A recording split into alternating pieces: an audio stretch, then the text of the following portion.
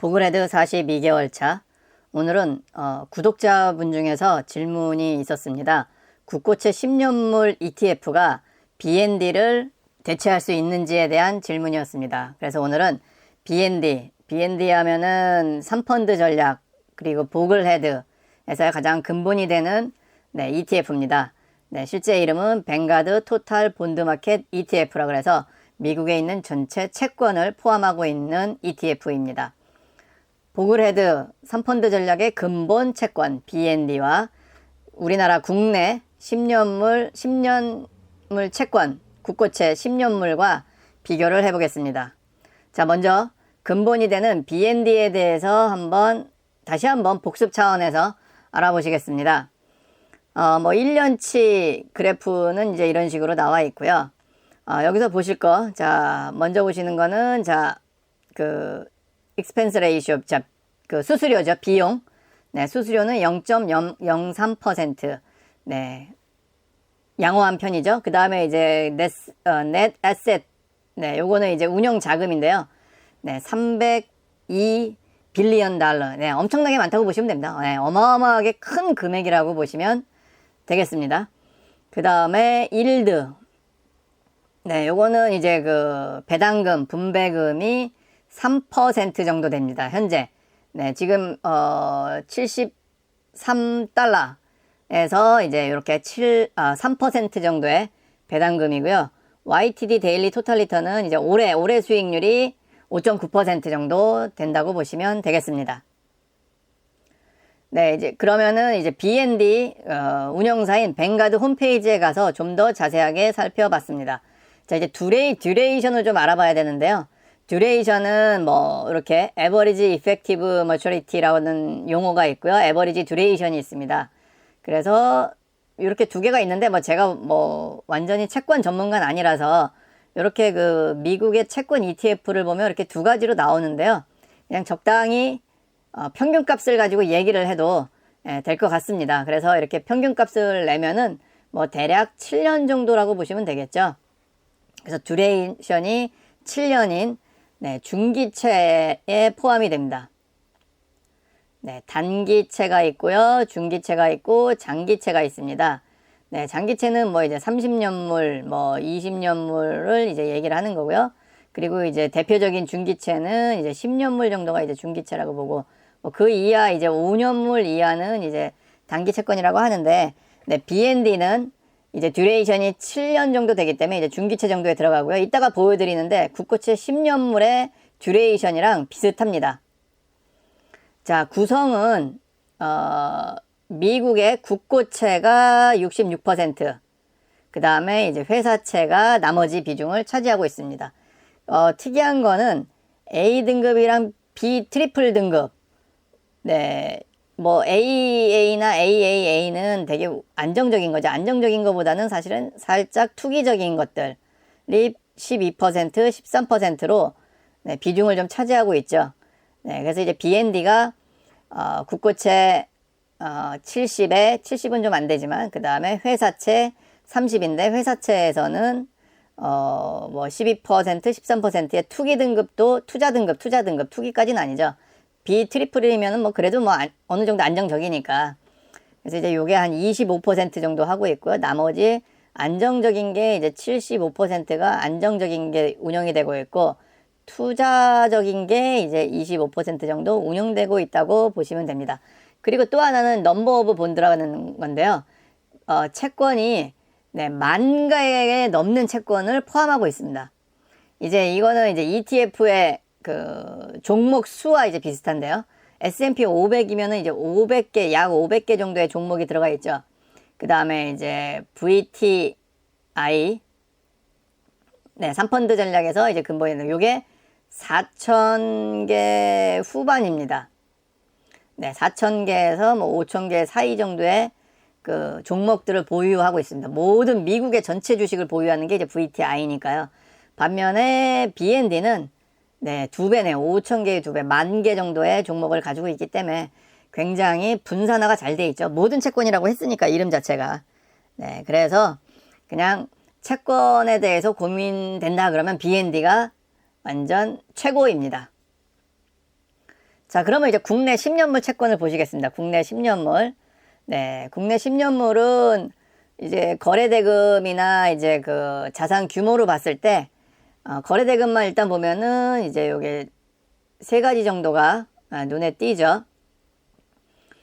여기 지금 에이스 국고채도 나와 있네요. 그래서 이렇게 한 그 거래대금이 조금 되는 것들 우선 보겠습니다. 코세프 국고채 10년물이 있고요. 코덱스가 있고요. 그 다음에 에이스 국고채 10년물이 있고요. 코덱스 국고채 10년 액티브가 있습니다. 근데 여기 보시면 최근에 나온 것들이 이제 뭐 에이스나 코덱스 국고채 10년 액티브도 출시된 지 얼마 안 되고요. 국고채 요거 두 개는 좀 오래됐습니다. 10년 데이터가 다 있는데요.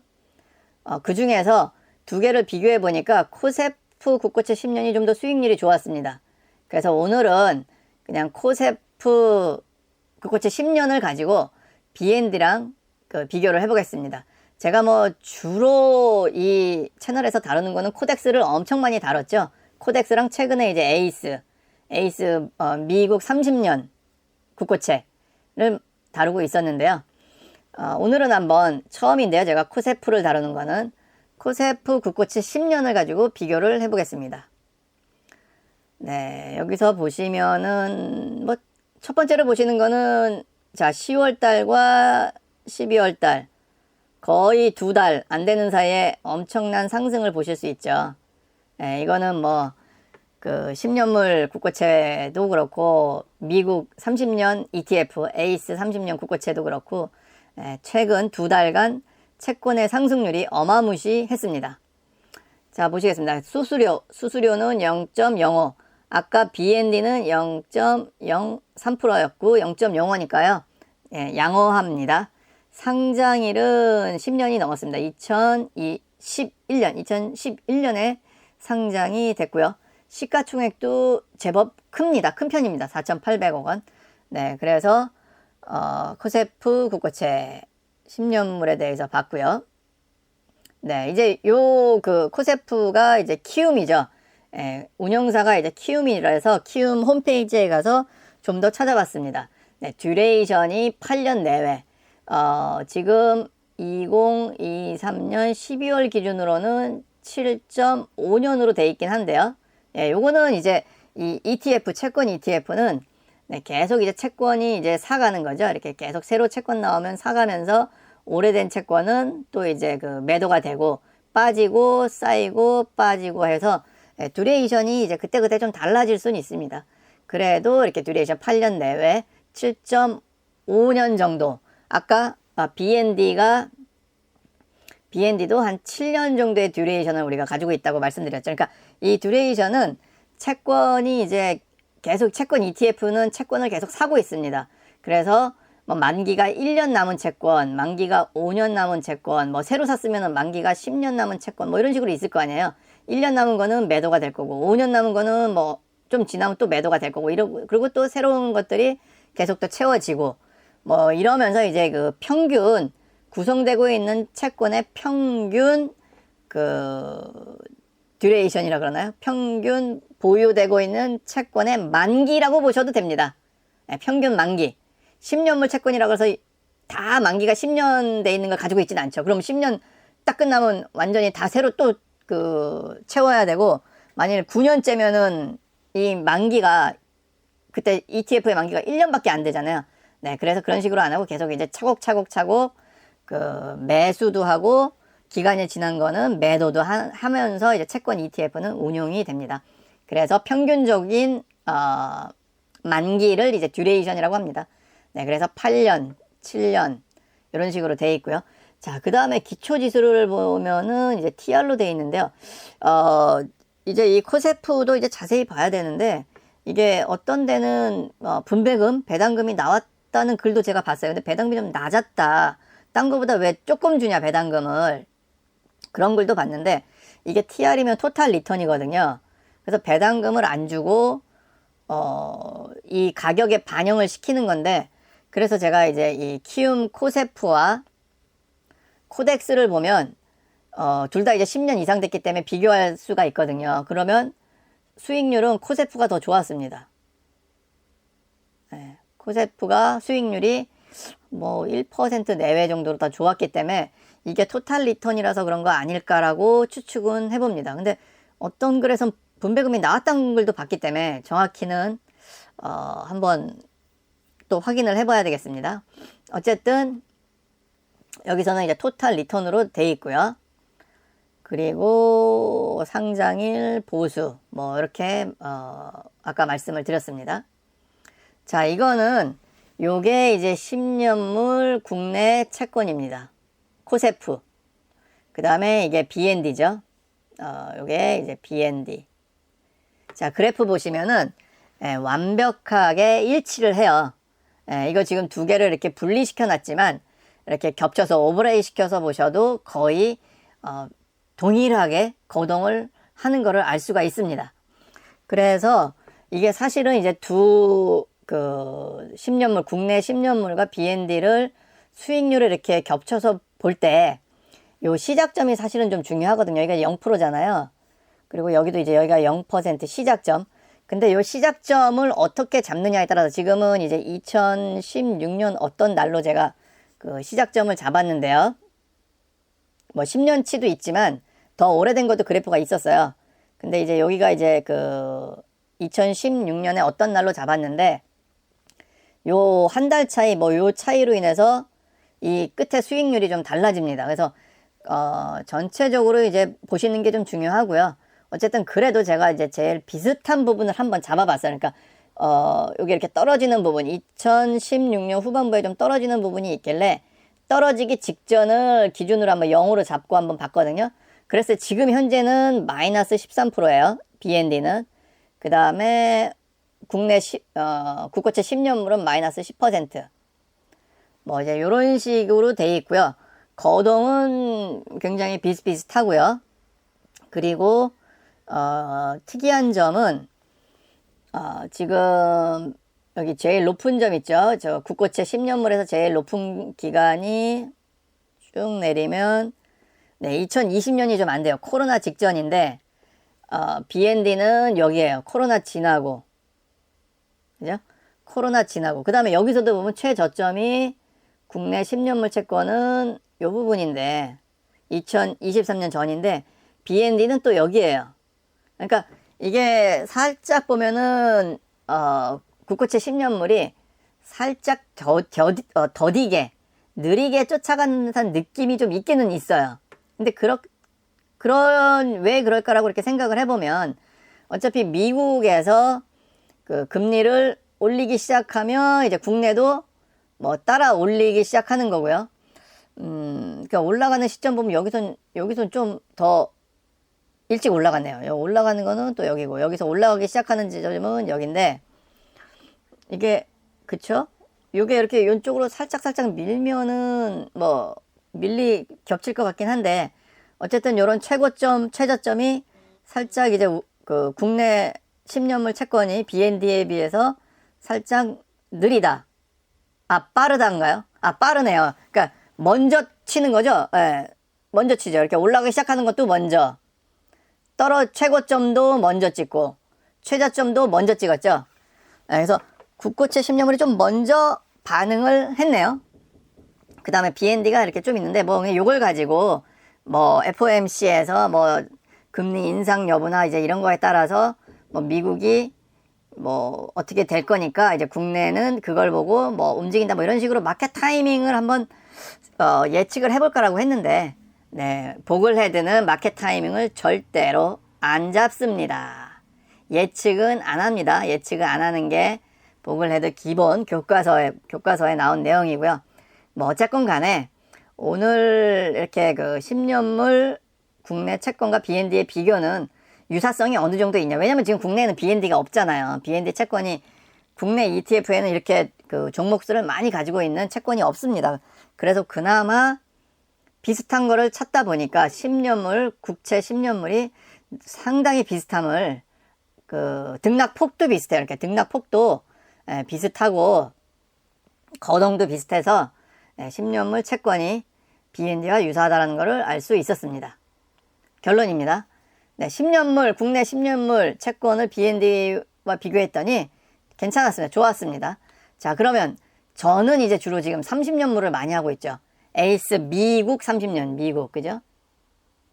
30년물 또는 지금은 또 이제 레버리지까지 저는 하고 있는데, 차이점은 뭘까요? 10년물과 30년물의 차이는? 네, 거동도 거의 비슷한데, 그죠? 등락폭이 크죠? 결국은 레버리지를 쓴 느낌이에요. 그러니까 10년물 대비 30년물이라 그랬을 때 10년물이 뭐 한 10% 움직이면 30년물은 뭐 한 20% 움직이고, 이건 예를 든 거예요. 그러니까 10년물보다 변동성이 플러스 마이너스 10% 움직일 때 뭐 플러스 마이너스 20% 움직이는 변동률이 더 큰 거. 그러니까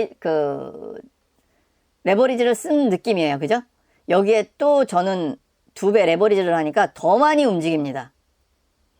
그랬을 때 이 차이점은 예를 들어서 뭐 6대4 전략, 주식, 채권 6대4 전략이라고 할 때 저는 개인적으로 주식에 뭐 S&P 500 또는 VTI를 더 많이 갖고 싶기 때문에, 그러면 이 6을 뭐 8로 하고 여기를 2로 했는데 근데 채권을 10년물이 아닌 30년물로 하면 채권의 그 효과가 이게 이제 더 늘어나겠죠. 뭐 한 4 정도 되는 느낌이 들겠죠.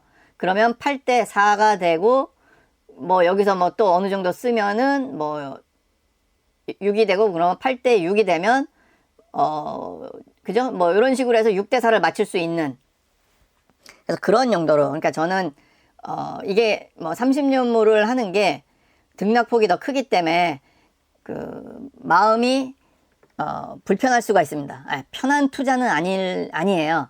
그런데 굳이 이렇게 이걸 하는 이유는 주식 비중을 더 늘리고 싶었고, 채권은 작은 돈으로 채권 요 방어적인 그 수단이 되면 좋겠다라고 해서 작은 돈으로 채권의 역할을 하게끔 하려다 보니 30년물을 하게 된 겁니다. 자, 그 다음에 은퇴 시점이라면 추천. 자, 은퇴 시점. 채권의 주요 목적이 뭔가요? 이 2가지를 다 적어 놨는데요. 자, 채권, 본드. 은퇴 시점에 현금화를 하는데 좋습니다. 현금화 하는데 목적이에요. 그러니까 현금화 하려면 뭐 은행에 넣어놓고 찾아도 되지만, 은행에 뭐 6개월치 혹은 뭐 12개월치 생활비를 넣어놓고, 만약 은퇴를 했다고 치면 6개월치 혹은 12개월치 생활비를 은행에 넣어놓고 매월 찾아 쓰는 방법이 있고요. 조금 더 공격적으로 하고 싶은 사람, 은행보다, 그때는 이제 채권, BND, BND에 6개월치를 넣어놓거나 뭐 12개월치, 아니면 원래 BND를 뭐 30% 가지고 있었으면 거기에 주식을 팔아서 6개월치 그 생활비를 더 넣거나, BND에 혹은 12개월치를 더 넣으면 나중에 이제 뭐 하락장이 오더라도 주식보다는 큰 손해 없이 생활비로 마련해 쓸 수 있습니다. 그래서 BND, 채권과 은행의 수익률은 채권이 조금 더 높죠. 물론 채권은 그 하락장에서는 은행의 수익률보다 손실이 크다는 단점도 있습니다. 그래서 뭐 그렇다 그러면 뭐 6개월치 돈은 은행, 나머지 6개월치는 BND에 넣어놓고 계속 보는 거죠. 그럼 수익도 뭐 1년치 수익을 보면 평균적으로 10년, 뭐 15년 데이터 평균적으로 봤을 때는 BND가 확실히 은행보다 높습니다. 은행보다 높은데, 근데 은퇴 시점이니까 이거를 뭐 10년 이런 식으로 볼 수는 없죠. 당장 이제 돈을 써야 되는 시점이잖아요. 그랬을 때는 뭐 5년도 BND에 넣어놓기 좀 어렵지만 뭐 1년일 수도 있고, 아니면은 그쵸, 어차피 은퇴 후에 뭐 30년을 살아야 될 수도 있는데 30년치를 다 은행에 넣지는 않고, 은행에는 1년치 넣고 나머지 29년치는 BND에 넣고 계속 불려 나가는 거죠. 더 불리고 싶으면 이제 그 S&P 500이나 VTI 주식에 넣어놓고, 만일 오랜 기간 10년 이상 15년 이상 안 찾아 쓸 수 있다면 은퇴 후에도 적절하게 주식과 채권을 분배를 하면 좋습니다. 그 다음에 이제 하락장 리밸런싱 목적은 뭐냐면, 자, 올해도 지금 S&P가 뭐 20% 가까이, 뭐 18% 이런 식으로 지금 올랐어요. 근데 제가 지금 48개월 하고 보니까 이게 이런 식으로 오르면 평균이 10% 보고 있는데 이게 그러면 또 떨어진단 말이에요. 그러면 이때는 올랐을 때는 욕심부려서 여기 뭐 그 VTI 주식을 사는 게 아니라 이때는 그냥 채권을 사는 거죠. 채권을 사고 뭐 6개월 후나 뭐 1년 후에 되면 이제 뭐 떨어지면 이때 리밸런싱을 하는 거죠. BND를 지금 갖고 있으면 매도 후에 많이 떨어져 있는 그 주식을 사는 거죠. 네. 주식을 그 VTI를 사는 거 혹은 S&P 500을 사는 방법. 네. 이런 목적으로도 채권. 지금처럼 지금 계속 올라가서 좋기는 한데요. 야, 이거 욕심부리다 보면 분명히 꺾어지더라고요. 그래서 적당히 수익률이 넘었다고 싶으면 그 S&P 500을 사는 것보다는 그냥 채권을 사두는 것도 나쁘지 않습니다. 그리고 지금 그 작년이 뭐 몇십 년 만에 한 번 오는 채권의 대하락 시기였기 때문에 채권은 앞으로 어느 정도는 수익률이 계속 뭐 좋을 확률이 상당히 높아졌죠. 채권의 수익률이 좋을 확률이. 물론 수익률이 좋다 그래도 뭐 주식보다는 아니지만 조금 안정성을 좀 확보했다라고 보실 수 있습니다.